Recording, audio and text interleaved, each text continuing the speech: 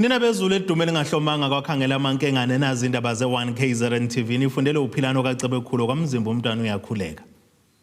Nazi indaba kwizona ehamba phambili namuhla. Wamaphoyisa ukhathazekile ngebhamu eziphathwa isidana.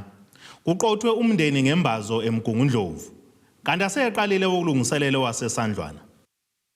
Ngqongqoshe wamaphoyisa kuleli ubhekicele uthi bakhathazekile ngokuphathwa kwebhamu isidana kulelizwe ikakhulukazi okwenziwa izinkampani zonogada ezizimele ngakho sebenxusela abababhekelela ukusebenza kwalezi inkampani ukuba baphenye kabanzi ngalomkhuba njengoba bekholelwa ukuthi kungezinye zezinto ezibhebhethekisa izigameko zokubulawa kwabantu okudlangile. uMagayo usho kanjena ekhuluma nabezindaba ngesikhathi ehambele indawo yaseNandi eThekwini kwaZulu Natal lapho kudutshulwe kwabulawa khona kuyigila mkhubezi isithupha ngesikhathi ke itholene phezulu ngezulu lezandla nabakwasidlodlo. Beziyamaniswa nohide lwamacala afaka awokubulala kanye nokweba izigebengu eziyisithupha eziphangalale ngesikhathi itholana phezulu ngenhlamvu namaphoyisa emachobeni eNandi izolo kusihlwa kwaboshoke ezintathu.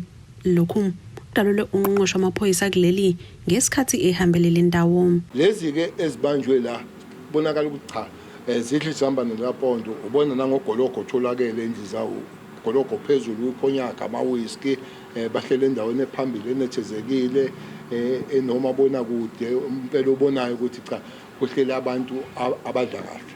Kodwa labo bantu ababanjwe la ababulewe la baxhunyaniswa nohide lwamameda okuhlanganisa nokwenzeke ngaphandle kwale province laba abarobha khona ibusiness le ophongolo bantshontsha isibhamu bantshontsha 60,000 okusho ukuthi bebesebenzisa le ndawo njengosizinda ukuthi bakwazi ukuphuma bahamba benze lezo zinto. Amaphoyisa ke siwachome usiba logwalagwala ukuthi akwazile ukuthi aphumelele sangabe naphoyisa lilemalayo. Usukwini lwayizolo bangaphezulu kweshumi abantu ababulewe balwa nabahlanu Emgungundlovu kanti ke abanye babulawe eNewcastle nokusolakala ukuthi kulesi sihlobene nempi yezamatekisi kanti kukhona ke asebeboshiwe. Ucele uthi izigebengu zisebenzisa ke amalokishi afana noNanda ukucasha ngemuva kokugila ubugebengu kwezinye izindawo kanti amaphoyisa kumele aqinise isandla. Uveze ukukhathazeka ngokuphathwa isidana kwezibhamu okwenziwa zinkampani zonogada ezizimele. Abantu abafanele ukuphathe ibhamu ukuthi sibone umphakathi amaphoyisa amasosha nabo bonke laba abasebenza phansi kokusetshenzwa komthetho njengo traffic inspectorate but inkampani lezi ezimele nabantu nje abakwazi ukwenza lokho.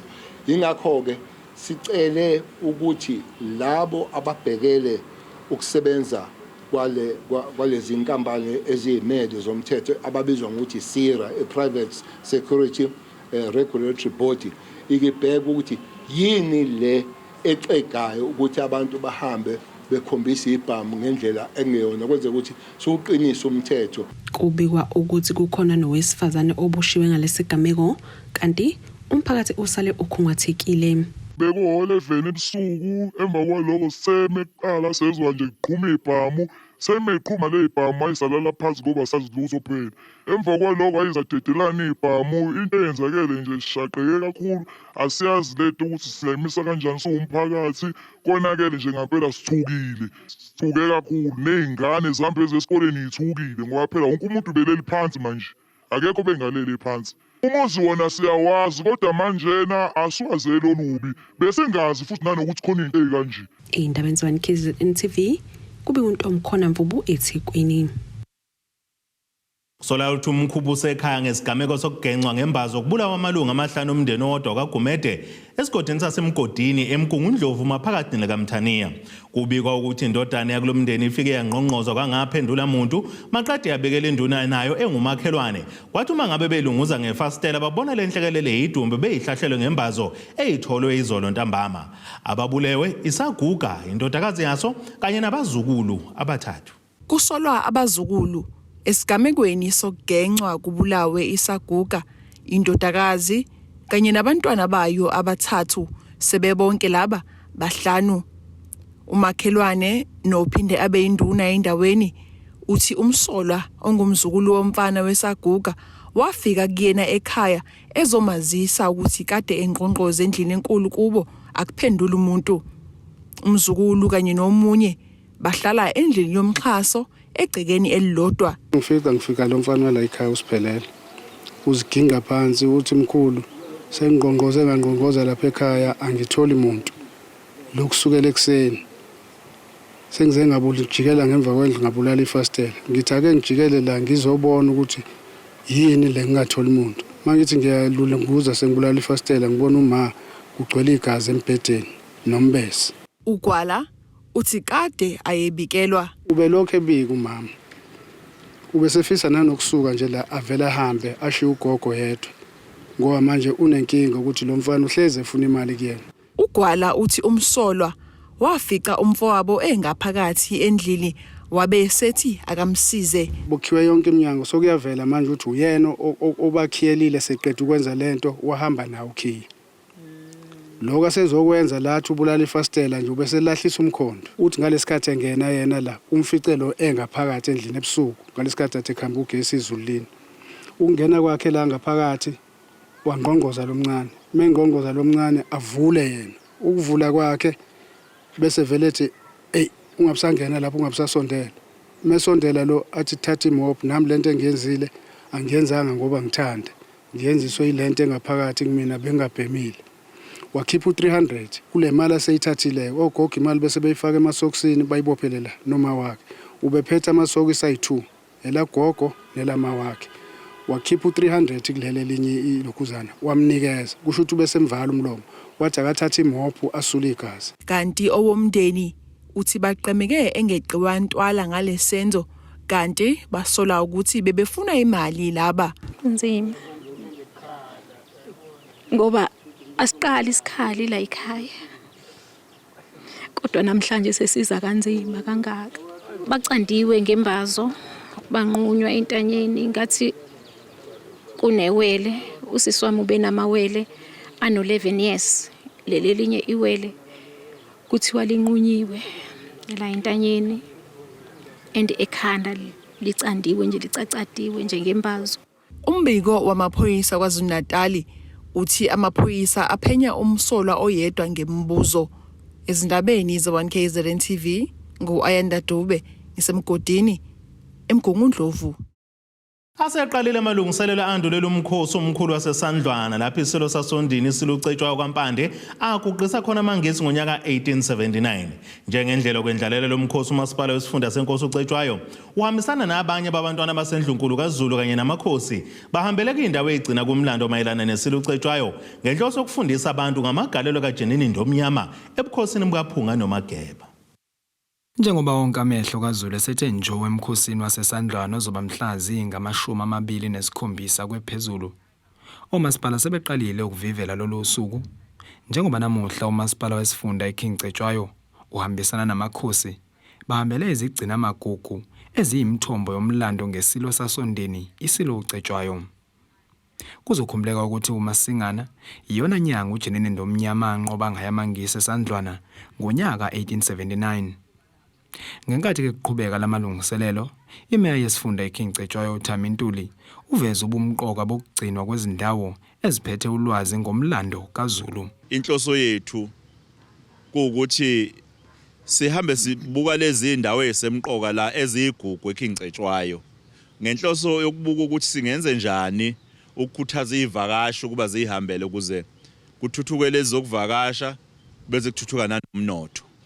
Silungiselela kumsebenzi omkhulu lo sobe sinawo kusasa la khona sekunomgubho omkhulu okukhumbula isilo ucetshwayo nempi yasesandlwana iqhaza esabanjwa isilo ucetshwayo ikakhulukazi mawu lapha eKing Cetshwayo.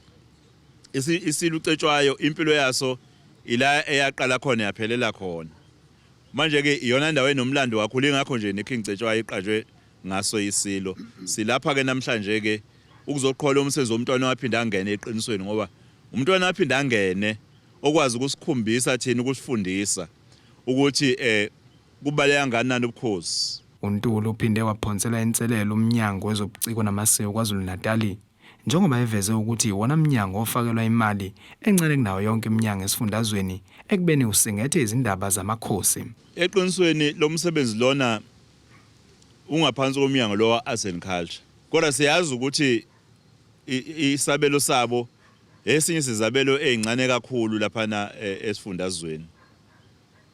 manje okungalekeleliki amakhosi okungalekelela ubukhosi okungalekelela umlando nokuthuthukisa umnotho wethu kusetshenziswa lokhu esicebe ngakho thina njengesizwe simpisholo. Kanti ke umntwana wasesibindini umntwana uThulani obe ingxenye yalembukiso uthi ke kubuyisa ithemba ukubona abaholi bekukhuthalela ngalendlela ukugcina kwezindaba ezithinta amakhosi. Ngizwa ngithokoza kakhulu ngoba siqhubha umsebenzi kaMdlokombane.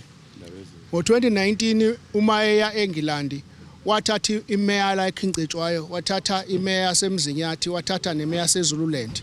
Mawuyibheka zombili lezi meya ziphethe lomlando wenkosi uCetshwayo. Siyathanda ukuthi senze isizwe sazi ukuthi umlando wenkosi uCetshwayo awuqali uphelele esandlwana. Impilo ukuzalwa kwenkosi uCetshwayo nempilo yayo nedlinza layo kula eKhincetshwayo. Njoba sibuya le ePort Danford lapha inkosi eyagibela khona umkhumbi, manje sila kwaphuma la khona umphefumulo wenkosi, siyahamba futhi siya edlinzeni lapha ibekwe khona ukukhombisa ukuthi senza umlando ukuthi siyafika esandlwane nje sebayazi abantu ukuthi yini ngempela ekhona. Ezindabeni ze1KZNTV kube komqondisi Miyeni ngiseshowe. Lusaqhubeka uhlelo lokwelekelela imiphakathi elimazwe ezikhukhula kwaZulu-Natal. Lokho ekubonakala namuhla eMnambithi ngenkathi ungqongqoshe omnyango wezokuthuthukiswa komphakathi kulesifundazwe noNhlanhla Khoza ebambisane nezinhlaka ezahlukene benikela ngeinsiza kule mindeni eyakhahlamezeka okubalwa kuzona ke ingubo zokulala, izinto zokugeza kanye nemali elinganiselwa ku2,000 zamarandi ukuze bezokwazi ukuthenga okuya ngasethunjini. Ungqongqoshe wezokuthuthukiswa komphakathi kwaZulu-Natal uNonhlanhla Khoza uhambela indawo yaseMnambithi enhlaneni kaMthaniya ukulekelela imindeni ethintekile emva kwezikhukhula ezinamandla ezihlaselele isifundazwe. Department yonke abekhona ephuma engena ekhona, kodwa namhlanje sizothi njengane department efika kuqala ezimeni iphinde futhi igcine ezimeni ngoba ikakhulu izimo ezifana nalezi ezenzekela lapho kulahleke khona imphefumulo yabantu behanjelwe ama families wabo, kuba sengathi ngaba khona ukubaduduza sibe khona eduze kwabo ngaso sonke isikhathi. Sizosho njalo namhlanje kwindawo yasothukela, sizosho njalo kwindawo yaseScott, endaweni yaseLady Smith, sizothi nje sikanye nani ningazibulali. Uqhube ngokuthi bazonikela ngezinsiza kule mindeni. Bonikezela ke okuncane namhlanje. Sizonikezela ama voucher. Sinendodakazi noma indodana yethu eUSASA as social development. Sinama entities ethu amabili, sino SASA sino NDA. Kulama entities ethu ke enza izinto ezihlukene. NDA usazobuya ngoba siyabona ukuthi khona ukuba vulnerable okudinga uNDA ukuthi akungeni lutho emaphaketheni. uNDA ke usazobuya. Kodwa namhlanje sino SASA sizo provide ama vouchers. Ama voucher, i-voucher yethu ekhona esiprovidayo yu2,090 rand ngoba sithi sifuna ukuthi okungenani umuntu angathi exakekile ehlushwe ukuthi uwelwe yindlu, ehlushwe ukuthi ushonelwe abe exakwe nokuthi udlani esiswini. Sithi ke sibuyisa nethemba nesithunzi kumuntu ukuthi akathi emayingena kuleso sitolo abe ephusha leya trolley efaka izinto eziyisidingo. Kanti omunye wethimba lomsakazi East Coast Radio uveze ukuba nohlelo olubizwa ngeBig Favor lapho bexhumanisa abantu abanosizo nalabo abadinga usizo. Eyenza ukuthi sibe la eLady Smith namhlanje. We've been invited by social development bacela upartnership no East Coast Radio because of the amazing job esihlezi siyenza. Bacela ukuthi sibe khona nabo la njengoba kade sazi ukuthi umphakathi wala eLady Smith ukhahlamezeke kakhulu yikhukhula.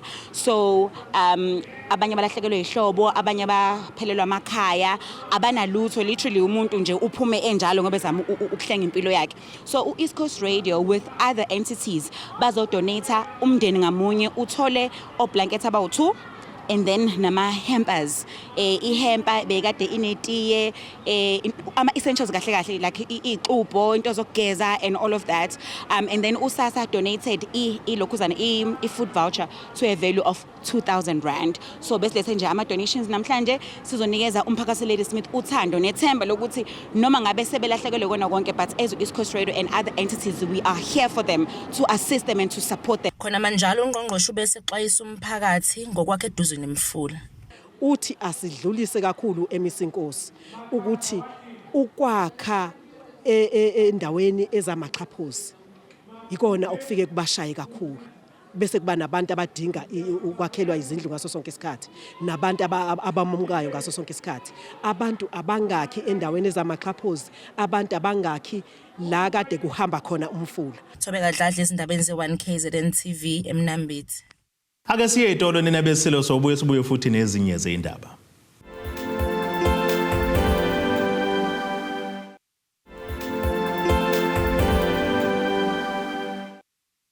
Asibonge siphinde sinamukele kwindaba zethu ze1KZN TV nazo kuyizona ehamba phambili namuhla. Wamaphoyisa ukhathazekile ngeibhamu eziphathwa isidana. Kuqothwe umndeni Ngembazo Emgungundlovu. Kanti aseqalile ukulungiselela wasesandlwana. Umphakathi waseMabhek kwathi 17 ukhala ngokwenyuka kwezinga lamaye ngandoda agcwele kule ndawo. Ilungu lomphakathi uFaza Rahim Thula uthi lamaye ngandoda awuhlalisela ubhojozi lomphakathi njengoba esebenza emini kwaBha eduze nesikole samabanga aphezulu. Ekhuluma neziko le ndaba uthi le ndawo isiyinkundla eyigcwelegcwele njengoba nobugebengu budla lubi kanye nawo imbala amaye ngandoda. Ilunga lomphakathi waseMabhek kwathi 17 likhala ngesibalo esiphezulu samaye ngandoda agcwele kule ndawo.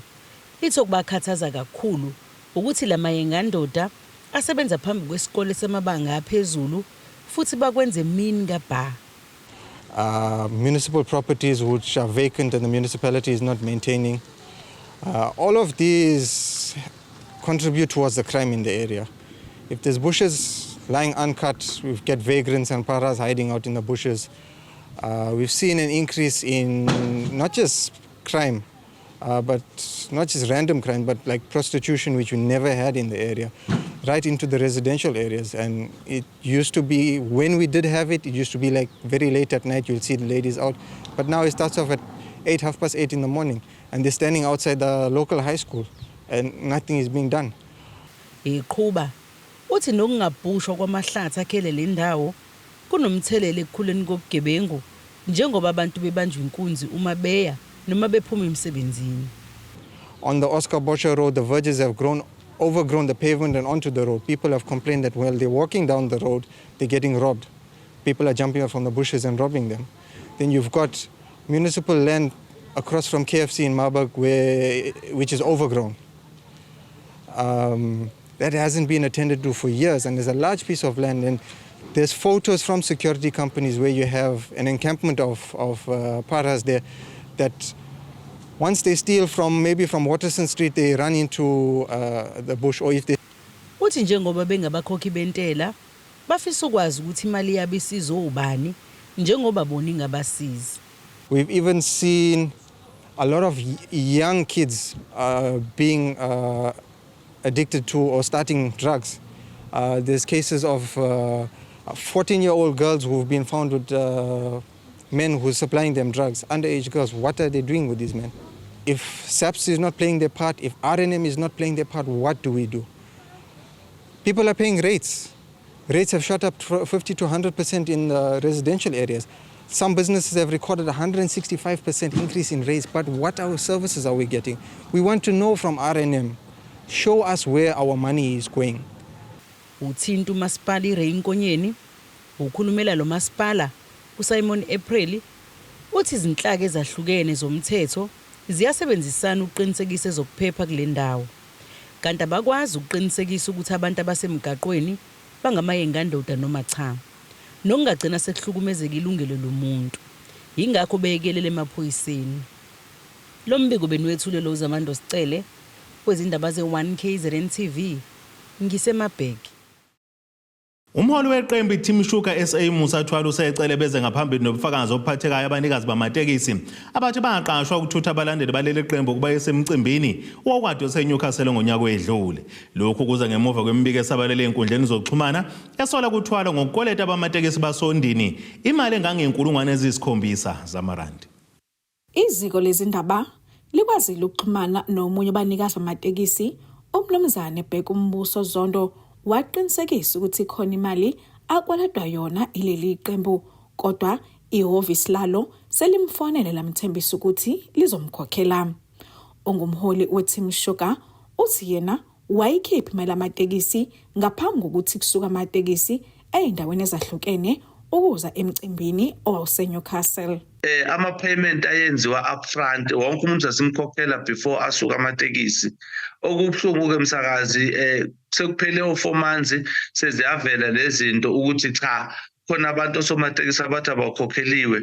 Okudida kakhulu kulombiko kuvele nomunye wayeyilunga le-Team Sugar South Africa okwakuwumuntu esibambele kwesikhashana eZululand ongakhonanga ukusiza inhlangano sasimbika eceleni so nayo siyaphawula ukuhambisana nalokho. Okudida kakhulu msakazi ukuthi yena ngomhla ka-14 wakhokhela yonke imali khona nobufakazi okushoyo ukuthi cha angeke asuka amatheksi angakhokheliwe. Okudidayo futhi ukuthi ufaka nawo sehlobane kanti ehlobane thina asazi ukuthi yena ungena kanjani ngoba kwakunomuntu usizo kuthiwa ucebisile okwakuyena wayekhokhela amabhasi asehlobane namatekisi akhokhelwa 2 days before kufike irally. Kulolu daba kuphinde kwavela negama likaMnumzane Tholi Dube obengosihlalo waleli qembu eZululand semisiwe esikhundleni ngokuthi naye iqembu liyamkweleta ngoba ethi wagcwalisela ematekisini ayekade eqashiwe waphinda waqasha elinye itekisi agcine likhokhela ngephakethe lakhe. Uthwala ephawula ngalokho usole umdlalo wepolitiki. Sekucacileke ukusho ukuthi akumphathanga kahle kumbeke eceleni njenge-Team Sugar South Africa ngoba wayengasilekeleli futhi engayisiza inhlangano ngoba walinobutsotsi obuningi ayebenza. Ingakho ezevela ukuthi khona imali ngimkweleta yona. Ngamkweleta kanjani umuntu ongaphansi kwami kuyimina engimfakela imali ukuthi enze umsebenzi we-organization. Ephetha uthwala ubesecela osomatekisi abathintekayo abathi bayakweletwa ekutheni baxhumane nehhovisi leli qembu ngoba unesifiso sokugeza igama lakhe ukuze ezoqhubeka nemikhankaso yokhetho. Kuteboko Sibisi wezindaba ze1KZNTV kuchannel 261 ngiseThekwini. Lo qokeleko sokuba ngumxhumanisi nabezindaba kwisigungu esaziwa ngokuthi isiqabetho senhlala amafini ngaphansi kwebandla lamaNazaretha uSizwe Zwane uthi ukukhandwa kwalesi sigungu kuba ke sifundisa abantu ebandleni kanye nomphakathi ngomlando wamaNazaretha kanye nokubaluleka kwawo. uMangetho usho lokho engxoxweni ekhethekile neziko lezindaba ngemuva kokuqoka kwakhe kulesi sikhundla. Njengoba ke uSizwe Zwane eqokele ukuba ke ngumxhumanisi nabezindaba kwisigungu sebandla okuyisiqabetho senhlala amafini nokuyisigungu esakhiwe ngokuhlanganisa izincithabuchopho ebandleni lamaNazaretha, umsebenzi walesi sigungu ukuthi ke sifundise abantu ebandleni kanye nasemphakathini ngomlando wamaNazaretha kanye nokubaluleka kwawo, siphinde ke siqoqozele nemfundo. Isiqabetho umsebenzi waso ukuqikelela ukuthi sifundisa abantu, sifundisa ebandleni nasemphakathini jikelele ngomlando wamaNazaretha nanokuthi ke sibalekile ukugqugquzeleni imfundo ngoba uzobona nje ukuthi ngomhla ka6 October sasihlangene isiqabetho lapha eThekwini la sasiyo launcha khona isiqabetho senza saqikelela ukuthi sithatha bonke nje ingcithabuchopho zasebandleni lamaNazaretha ukuthi bafundise ngomlando webandla nabo bonke abaholi sebake babakhona. Sabona ke kufika nje oprofessor bama university ahlukahlukene nabefundisi. uZwane uthi ke indima edlalwa isiqabetho ebandleni ukuthi ke siqinisekise futhi kuba kukhulekele ukuthula ezweni kanye ke nezinkinga nje esibhekene nomhlaba wonke ukuhlanganisa ke nawo kamathuba omsebenzi. Njengebandla lamaNazaretha ngaphansi kwesiqabetho, isiqabetho siyaqinisekisa umphakathi ukuthi amaNazaretha akhulekela ukuthula ezweni, ukuthi izwe lakithi abantu bephume einkingeni efana nepoverty njengoba sibona ukudla kunyuka, sibona nje unemployment, sizama khona ukuthi abantu bakithi bangaphela amandla ngisho bangafunda kangakanani beqhubeke befunde ngoba yona imfundo ezokwazi ukuthi bakhulule ezintweni eziningi. uMangetho echaza kabanzi ngohambo lwamaNazaretha lwaminyaka yonke lwangomasingana uthi ke lolu hambo lwaqala ke eminyakeni eyikhulu edlule futhi ke lolu hambo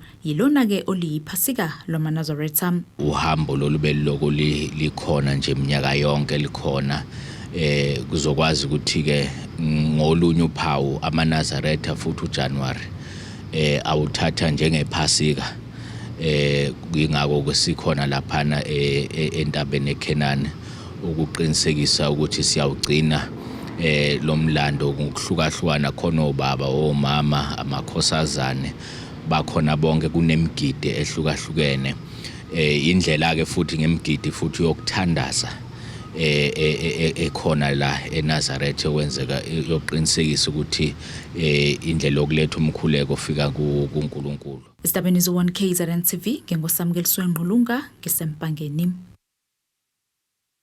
Ake siphinde futhi sithi shelele iToro nenebesilo sobuye sibuye futhi nezinye zeindaba.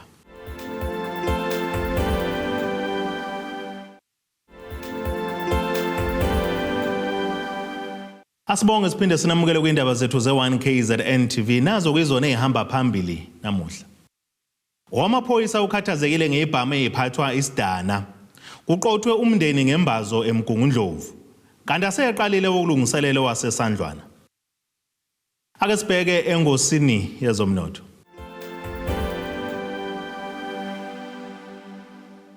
Iranda kulile ngu-18.97 maqhathaniswa nedola laseMelika, libe ngu-20.67 maqhathaniswa ne-euro yase-Europe, libe ngu-24.07 kupondo waseBrithani. Kanti intengo yegolide yona ingu-$2,011.86 ounce, kuthi intengo yoyilo ngahluziwe yona ibe ngu-$77.88 umphongolo. Ake sibheke engosini yezemidlalo.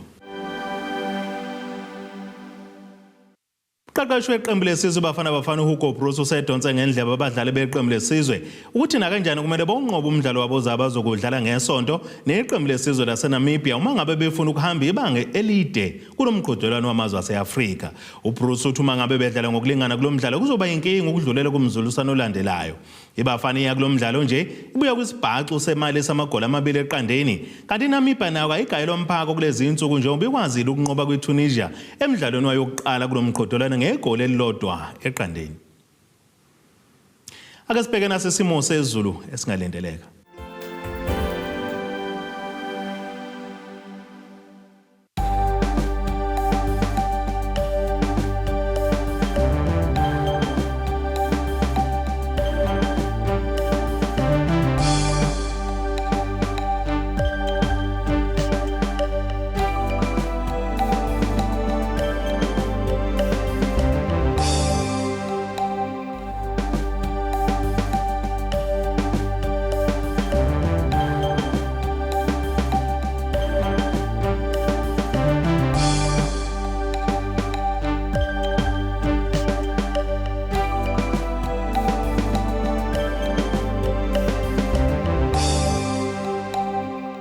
Nina bomlilo othathushisa ikhotha zasedlebe kokosha nesemabedlano kwamzimba umntwana nethimba lonke nje le indaba sithi khulu.